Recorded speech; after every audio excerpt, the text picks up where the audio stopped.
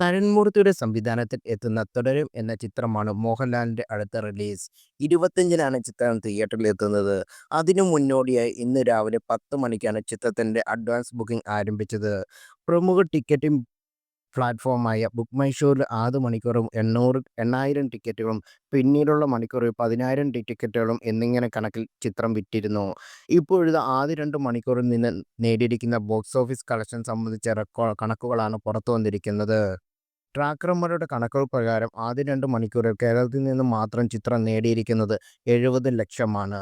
വലിയ ബഹളങ്ങളില്ലാതെ പ്രൊമോഷനുമായി എത്തുന്ന ഒരു ചിത്രത്തിനെ സംബന്ധിച്ച് മികച്ച സംഖ്യയാണിത്. അതേസമയം റിലീസിന് 2 ദിവസം കൂടി അവശേഷിക്കുന്നു എന്നതിനാൽ ഈ കണക്ക് ഇനിയും ഏറെ ഉയരും. കേരളത്തിലെ പ്രധാന സ്ക്രീനിലൊക്കെ ചിത്രത്തിന്റെ ആദ്യ ഷോകൾ ഹൗസ്ഫുള്ളായ സാഹചര്യത്തിലുമാണ്. ആദ്യ ദിനം പോസിറ്റീവ് അഭിപ്രായം ലഭിക്കുന്ന പക്ഷം ബോക്സ് ഓഫീസിൽ ചിത്രം മികച്ച പ്രകടനമാവും നടത്തുന്നത്. ഫാമിലി ഡ്രാമ വിഭാഗത്തിൽപ്പെടുന്ന ചിത്രത്തിൽ വേനൽ അവധിക്കാലം നല്ല സീസണാണ്. ഷൺമുഖം എന്ന ടാക്സി ഡ്രൈവറായിട്ടാണ് ചിത്രത്തിൽ മോഹൻലാൽ എത്തുന്നത്. ശോഭനയാണ് ചിത്രത്തിലെ നായിക. ബിനു പപ്പു, ഫർഹാൻ ഫാസിൽ, മണിയമ്പിള്ള രാജു എന്നിവർക്കൊപ്പം നിരവധി പുതുമുഖങ്ങളും ചിത്രത്തിൽ അഭിനയിക്കുന്നു. ഷാജി കുമാറാണ് ഛായാഗ്രഹണം. എഡിറ്റിംഗ് നിഷാദ് യൂസഫ്.